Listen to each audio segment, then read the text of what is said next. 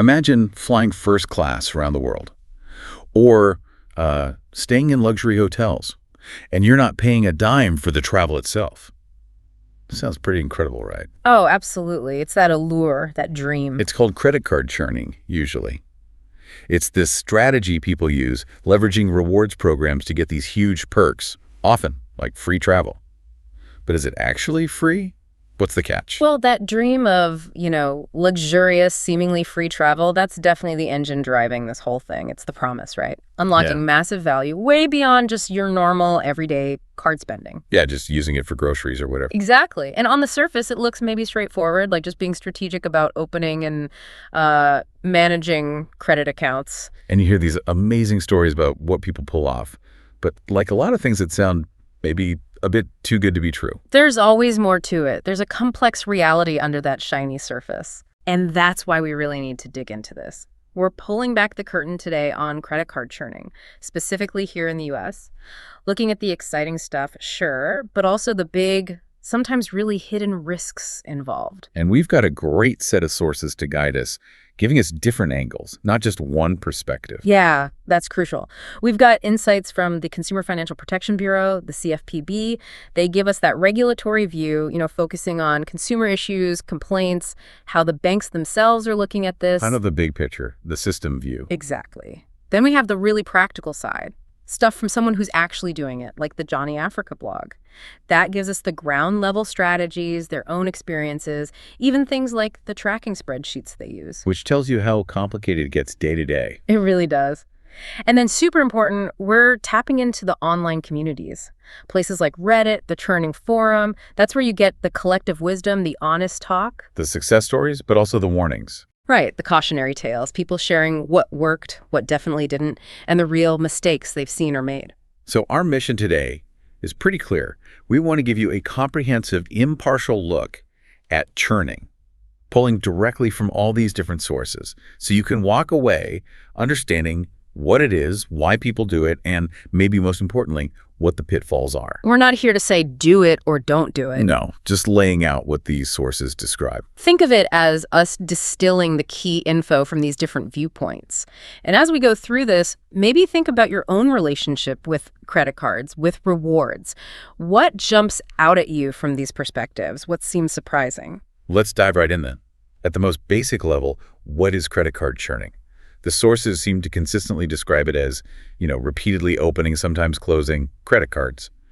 But that's just the action, right? What's the actual goal? Yeah, the action itself isn't the point. The core driver, the whole reason for doing this is earning those introductory bonuses, the sign-up bonuses, or SCs as they're usually called. That's CSS, okay. And these aren't just like an extra 500 points. They're usually big one-time incentives banks offer to get you in the door. So instead of just relying on the points you get from normal spending. Like the 1x or 2x points per dollar on stuff. Right. Churners are strategically going after these big lump sum bonuses. So it's about hitting a certain spending target, usually in the first few months, like spend $3,000, get 60,000 points, that kind of thing. Exactly. You meet that minimum spending requirement, the MSR, within that set time frame, maybe 3 months, maybe 6, and bam, you unlock this huge bonus. Tens of thousands, sometimes even over 100,000 points or miles all at once. Wow. And the ultimate goal for piling up all these points, miles, cashback, free nights, overwhelmingly it's about using them for free or at least heavily discounted travel. That's the travel hacking connection you hear about. Precisely. Churning is a primary tool, maybe the primary tool, in the travel hacker's toolbox. Now, the CFPB report gives us the bank side of things. They see this kind of behavior, churning, as gaming or abuse. Why? Why wouldn't they just be happy people are getting the bonuses they offer? Well, banks aren't really in the business of giving away free stuff, right? They offer those valuable SUs because they're betting on acquiring a profitable customer over the long haul. Okay. They figure out the cost of that bonus, and they expect to make it back, and then some, through things like interchange fees every time you swipe the card, potential interest if you carry a balance, which ideally churners avoid, and maybe annual fees over several years. So if someone grabs the card, hits the spend target really fast just to get the bonus, and then closes the account quickly, maybe before that first annual fee hits, then the bank probably hasn't made back its investment in acquiring you, specifically the cost of that big bonus. The CFPB points out they amortize that bonus cost over like a multi-year period. So they spread the cost out in their accounting. Right. And if a churner leaves early, the bank might actually lose money on that particular customer relationship. So from their point of view, that behavior isn't helping their bottom line, their expected profit per account. That's why they frame it as gaming the system. That makes sense. They want loyal, long-term spenders, Right. and churners are more focused on the transaction, get the bonus, move on. And the CFPB report really underscores how central these rewards programs, especially SEBs, are to how banks get new customers. Oh, they're a huge driver. Massive. The CFPB data is pretty telling. For consumers who have, say, below prime credit scores, almost 1/5, like nearly 20%, of all the rewards dollars they earn come specifically from sign-up bonuses. Wow, $1 in $5. Yeah, that's a big chunk. It shows how much these bonuses can skew the rewards people get, especially maybe for those who are newer to credit or have lower scores. And that's where the allure gets so strong, right? Yeah. That promise of tons of high-value travel. The Johnny Africa blog, for instance, is really explicit about this. They say it's not really about the points you get from your normal, organic spending. Right, your day-to-day stuff. The real secret sauce, the engine for getting serious free travel, is strategically hunting down and grabbing those big upfront sign-up bonuses. And the online communities, like on Reddit, they're just overflowing with success stories that make it seem very real. People post these detailed trip reports showing exactly what flights or hotels they booked with points and how much value they squeezed out of them. I saw one on Reddit, a user booked business class. I think it was United. From Raleigh-Durham to Buenos Aires through Houston, for a cruise to Antarctica, all on points. That's a big trip. Yeah. And they even had a backup, also business class, on American RDU to Buenos Aires via Miami. That one cost them something like 55,000 miles and just like $5 in fees. And did they mention the value they got, like the cents per point? Yeah, they calculated the United one at around 6 cents per point, CPP they called it. 6 CPP. That's fantastic. I mean, think about it. If you just redeem those points for cash back, you'd usually get 1 cent per point, maybe, getting 6 cents in travel value. That's the dream scenario. It lets you have experiences that would cost thousands of dollars otherwise. Absolutely. And Johnny Africa's blog also mentions these kinds of high-value redemptions, like staying 5 nights at the Ritz-Carlton Maldives using points. They didn't say the exact points cost, but they reference reviews saying the rooms go for like $4,000 a night in cash. So you're talking potentially $20,000 worth of hotel stay for points. Exactly. Suddenly free travel feels very, very real when you frame it like that. And it's not just luxury. Another Reddit user shared how they did a multi-city theme park trip. They used SEBs from Hilton and Bonvoy business cards for the hotels. Smart. And they even timed their travel to save money, like taking an overnight flight between cities so they didn't need a hotel room that night. Optimizing. And the flights. Covered by a SEB from a Delta Gold business card. It shows how people layer these things, right? Combining bonuses from different banks, different programs, hotel points here, airline miles there to piece together a whole complex trip. The sources really are full of these examples. I saw mentions of using a PayPal bonus from a shopping portal for a mattress. Okay, not travel, but still valuable. Definitely. Free mattress is good too. Hotel stays like the Hyatt Regency Lost Pines, Park Hyatt St. Kitts. Now, that St. Kitts one sounded amazing, using points and a sweet upgrade award, an SUA. Yeah, those SUAs are valuable. You earn them through status or sometimes with certain cards, and they let you confirm a suite upgrade when you book, not just hope for one at check-in. And they were talking about getting a room with a rooftop plunge pool using points, and this SUA, comparing it to the crazy cash price. That's maximizing value. But it's not all exotic stuff either. People use points for simple domestic flights on Southwest, or they use specific card perks like the Hilton Aspire card's resort credit for a stay at, say, the Hilton Resorts World. So it covers the whole spectrum, from bucket list trips to just making regular family vacations more affordable. Exactly. Which brings us to a really key concept that pops up a lot, especially in the Reddit wiki and Johnny Africa's comments. Transferable points. Think Chase Ultimate Rewards UR or Amex Membership Rewards MR. Okay, transferable points. Why are those considered so much better than, say, points tied just to Delta or just to Marriott? Flexibility, that's the magic word. Points in programs like UR and MR aren't stuck with one airline or hotel. You can move them, transfer them to a whole list of different partners. United, Southwest, Hyatt, Marriott, British Airways, Air France, tons of others. So you're not locked in. If Hyatt doesn't have availability, maybe Marriott does, or maybe flying United is better value than Southwest for that specific trip. Precisely. You keep your options wide open until you find the absolute best redemption, the best value across all those different loyalty programs. Then you transfer just the points you need right when you need them. Okay, that makes a lot of sense. You wait for the sweet spot. Exactly. And the Reddit wiki explains how this works strategically. You might earn points on a card like the Chase Freedom Unlimited, which gets maybe 1.5 points per dollar on everything. Pretty good, but not amazing. Right. But then you can pool those points with points from a premium card, like the Chase Sapphire Reserve. And moving them to the premium card unlocks more value. How? Two main ways. One, with a card like the Sapphire Reserve, those points are worth more currently, 1.5 cents each, if you redeem them directly through Chase's own travel portal. So your 1.5x earning effectively becomes worth over 2 cents per dollar spent if redeemed that way. Okay, better fixed value. But often the real big win is transferring them to those airline and hotel partners. That's where you can potentially find those crazy high values like the 6 cents per point we talked about. Johnny Africa's blog specifically calls out Chase UR points as being super valuable for exactly this reason. The transfer partners offer huge potential upside. So it's like points arbitrage. You earn them at one rate, but you cash them out effectively at a much, much higher rate by being smart about where you send them. That's a great way to put it. It's absolutely about that arbitrage. But, and this is important, it adds another layer of complexity, right? Yeah, I can see that. To really nail those high-value redemptions, you don't just need to know your credit card program.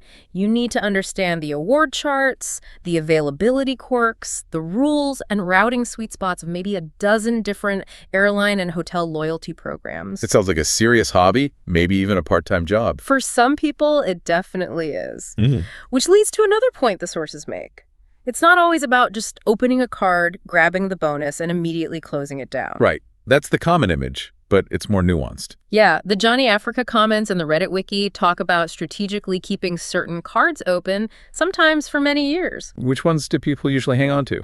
Typically, the no annual fee cards, those often get kept open pretty much forever. And the main reason for that is building credit history. Exactly. It helps your credit score.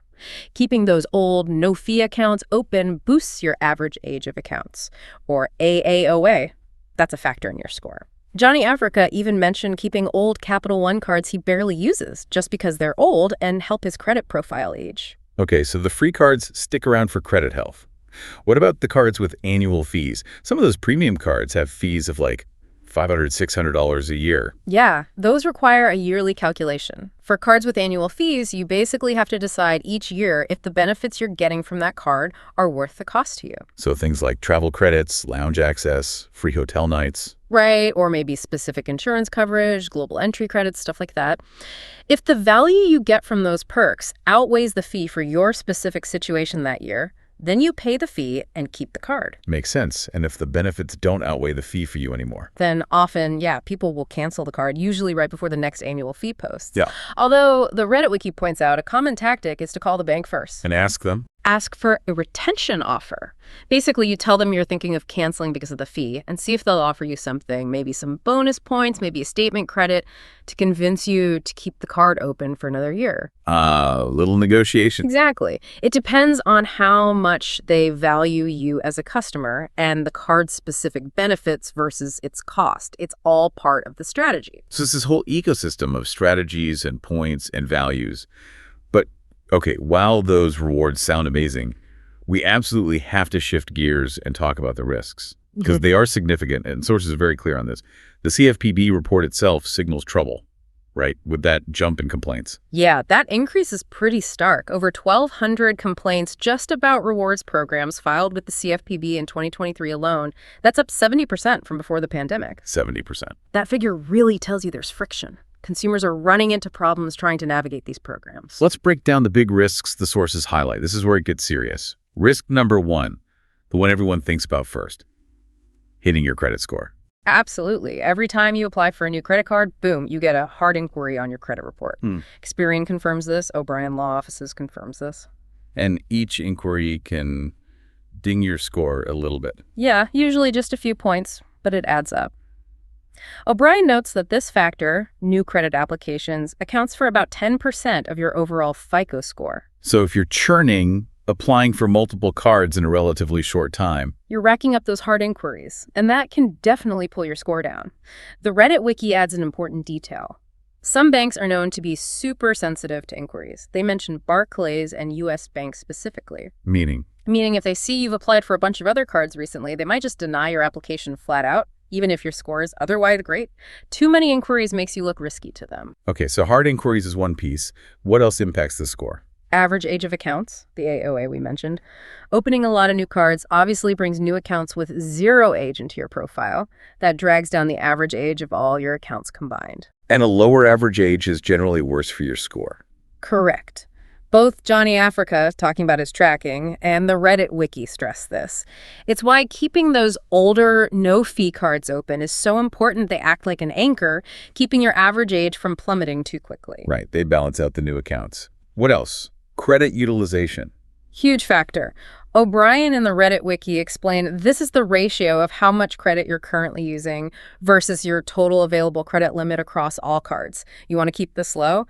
Ideally under 30%, even better under 10%. No, wait. If you open new cards, doesn't that increase your total available credit? Couldn't that actually help your utilization ratio? Assuming you don't carry balances. That's the counterintuitive part. And yes, in theory, more available credit can help utilization. However, there's a big catch, the Reddit wiki points out. Okay. Credit scoring models usually look at your statement balance each month, the balance that gets reported to the credit bureaus. It's not necessarily your real-time balance. So even if I plan to put the whole $4,000 MSR off before the due date, if that $4,000 is on your statement when it closes, that's what gets reported.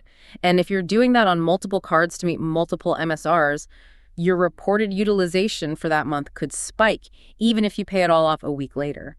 so temporarily, your score could dip because it looks like you're using a ton of credit. Exactly. It can create these temporary drops in your score until the next statement cycle reports a lower balance. O'Brien specifically warns that using several cards and taking on debt just to meet those spending requirements can definitely hurt your score until it's all paid off. That's a really critical point. The timing of the reporting matters. And all these score impacts the inquiries, the lower AAOA, the potential utilization spikes. They can have real-world consequences, right? Especially for big loans. Absolutely critical consequences. Yeah. O'Brien and multiple discussions in the Reddit risk thread hammer this home. Having a lot of recently opened accounts or recently closed ones or just a high number of recent inquiries, that can be a huge red flag for lenders, especially mortgage lenders. Why is it a red flag to them? They might see it as a sign you're scrambling for credit, maybe financially unstable, or just generally a higher risk borrower, even if your score itself is decent. So churning could mess up getting a mortgage. It absolutely could. While some very experienced churners say they manage it fine, the consensus in the sources is that it's a significant risk, especially for newbies. It can complicate the underwriting process, maybe lead to worse loan terms, or even outright denial. If you're thinking about buying a house or a car soon, churning is probably something to pause. That seems like essential advice from these sources. Okay, that leads us to the second major risk, and maybe the most dangerous one, the debt trap. This is where the whole free travel drain can just completely implode. O'Brien law offices, the Reddit risk thread, they are crystal clear on this. The absolute core danger is spending money you wouldn't normally spend just to hit that minimum spending requirement, the MSR. You see the bonus, you see the $4,000 spend needed in 3 months, and maybe your normal expenses are only $2,000. Exactly. So you feel pressured, you might buy things you don't really need, or pull forward purchases you were planning for later just to make that target and get the points. And if you overspend and you can't pay off that full statement balance when it comes due, then you're paying interest. And credit card interest rates are brutal. O'Brien mentions an average around 16%, but it can easily be much higher, 20%, 25% or more. ouch. And the CFPB research here is just staggering. It drives the point home. Consumers who revolve debt, meaning they carry a balance month to month, they end up paying 94% of all the interest and fees collected by credit card companies. 94%. Almost all of it comes from people carrying balances. Almost all of it. And now compare that to the rewards they get. Those same people, the revolvers, according to the CFPB, receive less than 30% of the total rewards benefits paid out. Wow. So the people paying the vast majority of the costs are getting less than a third of the benefit. Precisely. That statistic paints a brutal picture of how the system works. In essence, the interest paid by those struggling with debt funds, the rewards enjoyed by those who are disciplined, pay in full, and strategically game the system, like churners. That completely destroys the idea of free travel if you fall into that trap. Yeah. It's only free if you're absolutely certain you won't pay a penny in interest. Exactly. Even 1 month of interest on a large balance needed to meet an MSR can wipe out the entire value of the sign-up bonus you earned. This game only makes financial sense if you have the discipline to pay your balances in full every single month, no exceptions. If you can't commit to that 100%, the math works against you very, very quickly. And layered onto that debt risk is just the sheer complexity. Managing all these cards can lead to mistakes, like missed payments. Yeah, the Reddit risk thread talks a lot about how overwhelming it gets. You're juggling multiple cards, right? Each has its own MSR target and deadline. Each has a different statement closing date, a different payment due date, maybe different online logins. It sounds like a recipe for forgetting something. It really can be. It demands intense organization. That's why you see things like Johnny Africa sharing his detailed tracking spreadsheet. It's considered essential, not optional. And if you forget just one due date, even once, You get hit with a late fee, for starters. But worse, you get a late payment mark on your credit report. And O'Brien emphasizes, a missed payment is the single most damaging thing you can do to your credit score, period. oof. So even if you're normally organized, the sheer volume of details when you're actively churning increases the risk of slipping up. That operational complexity is a real risk factor, especially if you're not naturally hyper-organized. Okay, so we've covered credit score hits and the massive risk of debt. What's the third big area of risk? It sounds like it comes from the banks themselves, their rules, their crackdowns, even shutting down accounts. Yeah, this is the bank fighting back, essentially. Remember how they see churning as gaming? Well, as the CFPB report and O'Brien explained, they don't just sit back and let it happen. They actively create rules and use algorithms to try and stop it. Because it hurts their profitability on those accounts. Exactly. And one of the big frustrations the CFPB flags is how unclear or changeable these rules can be. Cardholder agreements often have language saying the bank can change the rules, change port values, even take back rewards you've already earned. Wait, take them back. Yeah. The terms often say at any time, for any reason, and often without notice. It's very broad language. So you could follow all the rules you think exist. And the bank could still decide, based on some internal metric or interpretation, that your pattern looks like abuse or gaming, and they could claw back your bonus or shut you down. The CFPB points out this vague language puts consumers at a real disadvantage because the goalposts can move without warning. That sounds incredibly frustrating. Yeah. You do the work, meet the spend, earn the bonus, and they can just potentially snatch it back. It's a risk mentioned in the sources. The CFPB talks about rewards being revoked, especially if an account gets closed or due to complicated expiration policies that weren't clearly communicated. It creates this background level of uncertainty. But there are some well-known concrete rules banks use, right? Oh, yeah, definitely. The sources mention the big ones. Chase's 524 rule is probably the most famous. It's discussed constantly in the Reddit wiki and by O'Brien. Remind us what that is. Basically, if you've opened 5 or more new credit cards from any bank, not just Chase in the last 24 months, Chase will almost certainly deny your application for most of their cards. Doesn't matter how good your score is, it's a hard stop. 5 cards in 2 years.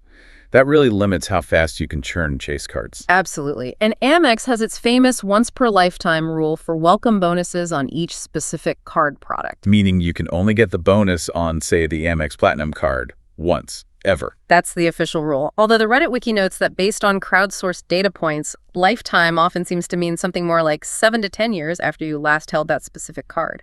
But still, it prevents repeatedly getting bonuses on the same card every couple of years. So these are clear rules to block repeat bonuses.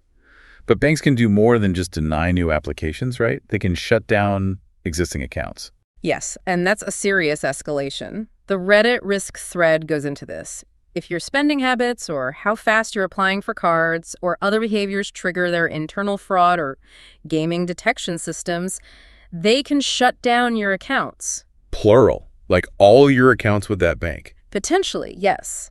It might start with one card, but it can escalate to closing all your accounts with that issuer. That means losing your credit line, and crucially, potentially forfeiting all the points or miles you had accumulated with that bank or its transfer partners. Losing all your points. That could be devastating if you saved up a lot. It's one of the biggest fears in the churning community.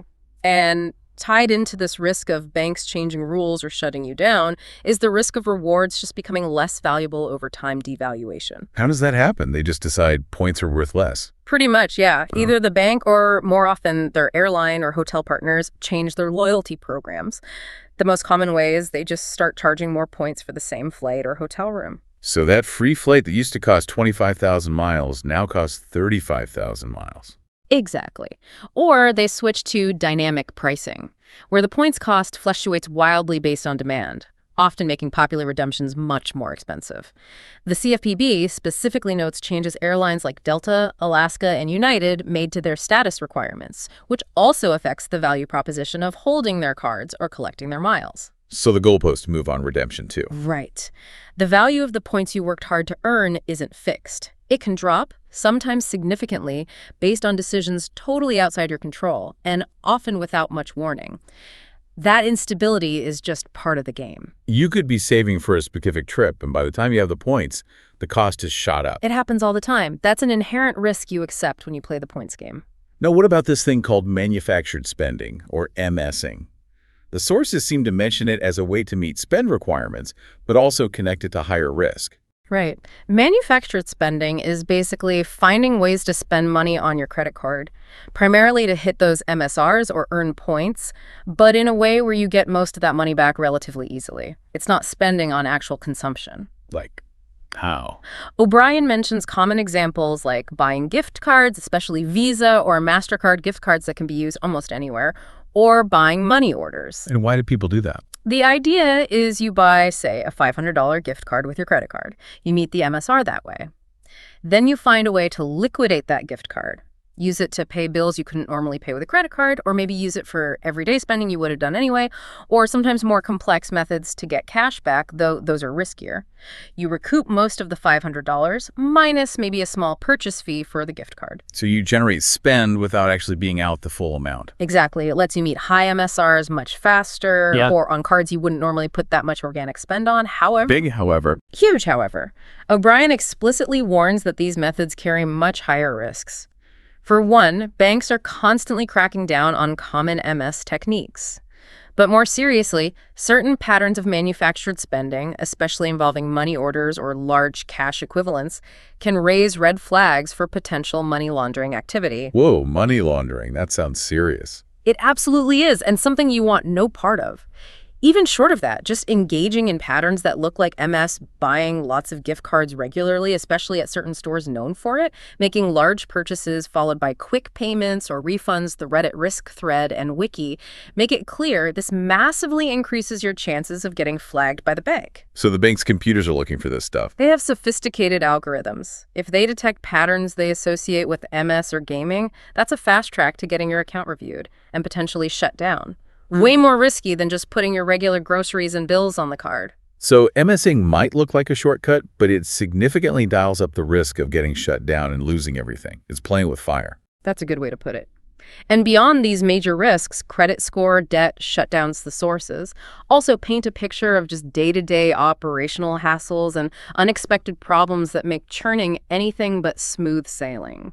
The complexity alone sounds intense, just hearing you describe it. It really is. Think about juggling, say, 5 or 10 active cards.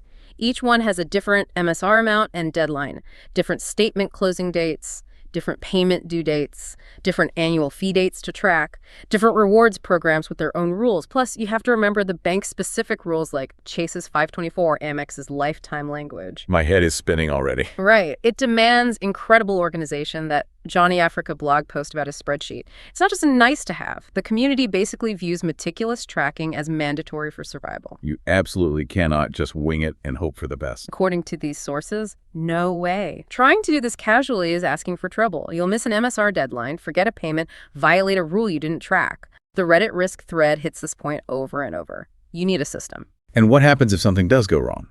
Like a bonus doesn't post or you can't redeem points?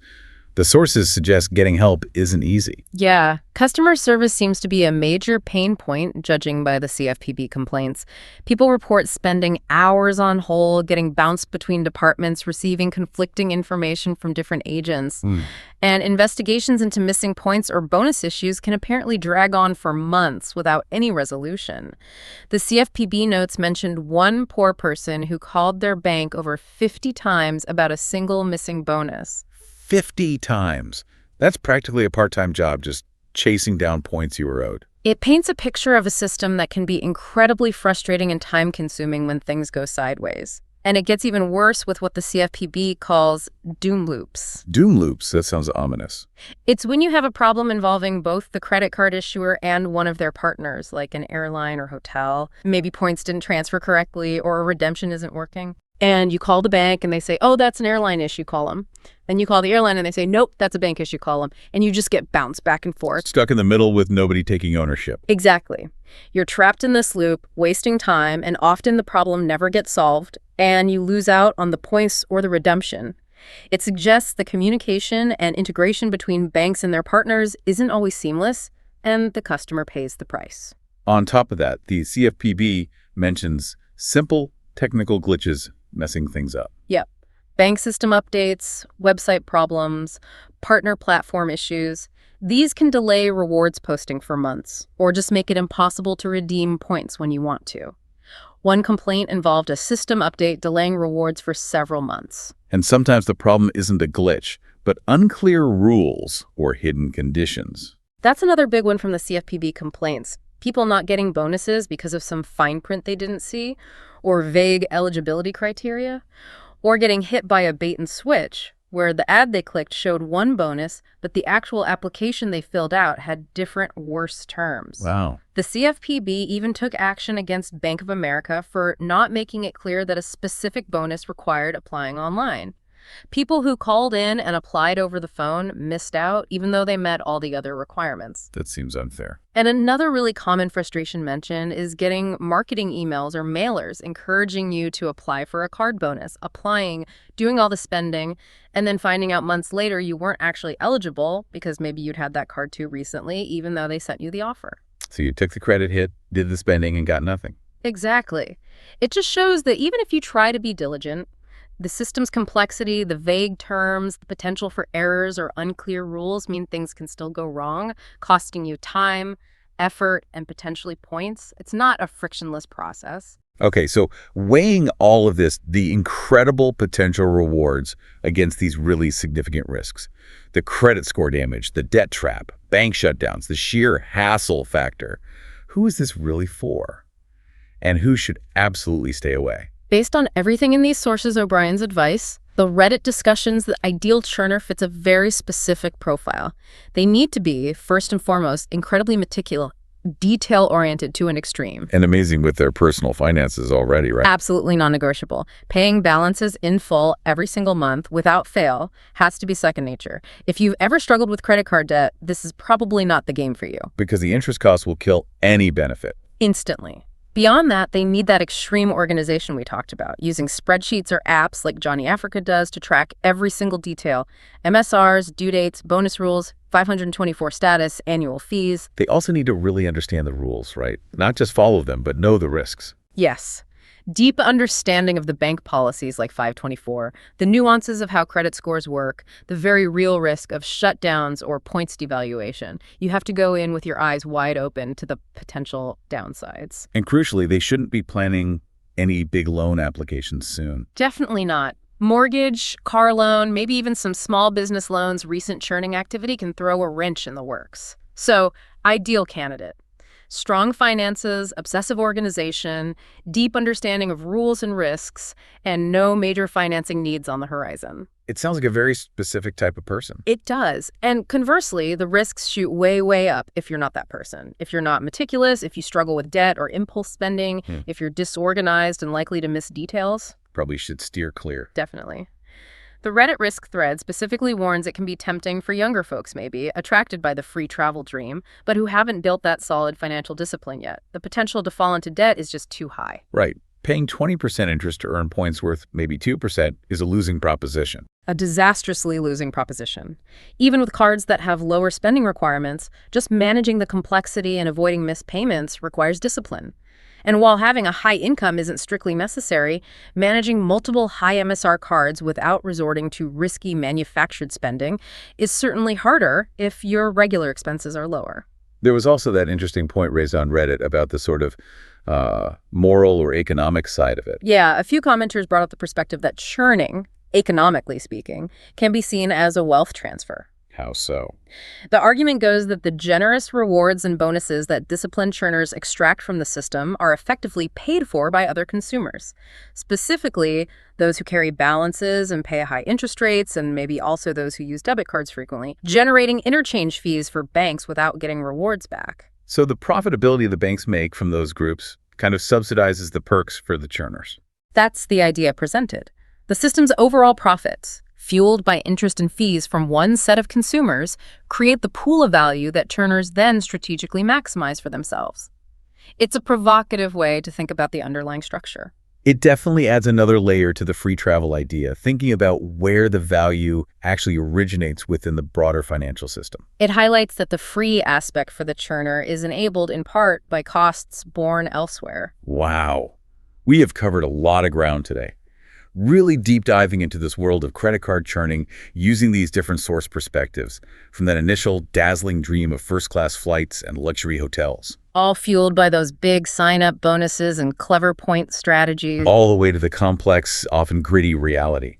The risks to your credit, the danger of debt, the bank crackdowns and shutdowns, the devaluations, and just the sheer operational nightmare it can sometimes be. The appeal is obvious. We saw those examples: Antarctica trips, Maldives stays. The value can be immense if you execute perfectly, but the execution is demanding. It requires research, tracking, understanding complicated rules for cards and airlines and hotels. And the hurdles are real and numerous. From those systemic problems the CFPB highlighted, like customer service doom loops and vague terms, to the constant personal vigilance needed to avoid overspending just to hit a target or accidentally missing a payment, like the experts and churners themselves warn about. So if we had to boil it down, based on everything these sources tell us, what's the key takeaway? I think the key lesson is crystal clear. Yes, incredible rewards are possible with churning, but this is absolutely not a casual hobby. It's not for the disorganized, and it's definitely not for anyone who isn't rock-solid disciplined about avoiding debt. Success, and maybe more importantly, avoiding disaster, seems to hinge entirely on that meticulous tracking, that unwavering commitment to paying balances in full, always. And understanding the complex rules, accepting the risks that banks can change things on you, and knowing that problems can still pop up. It's this constant, demanding tightrope walk. You're balancing aggressive reward maximization on one side, with rigorously protecting your financial health and credit standing on the other. Exactly. Which really leads us to a final thought, something for you, the listener, to chew on, pulling together everything we've heard from these sources. Given how much effort it takes, the constant uncertainty with rules changing, the very real potential downsides that could wipe out any benefit or even cause serious financial damage, is chasing free travel through credit card churning actually a sustainable, worthwhile strategy for most people? Or has it become such a complex, high-stakes game that it's really best left to a very dedicated, maybe even obsessive few? Those who have the specific blend of discipline, organization, and risk tolerance needed to play it successfully in this constantly shifting, sometimes frustrating landscape. Something to definitely think about. We hope this deep dive, bringing together insights from the CFPB, practical blogs like Johnny Africa's, and those candid community discussions on Reddit, has given you some valuable perspective. Thanks for joining us. Until next time.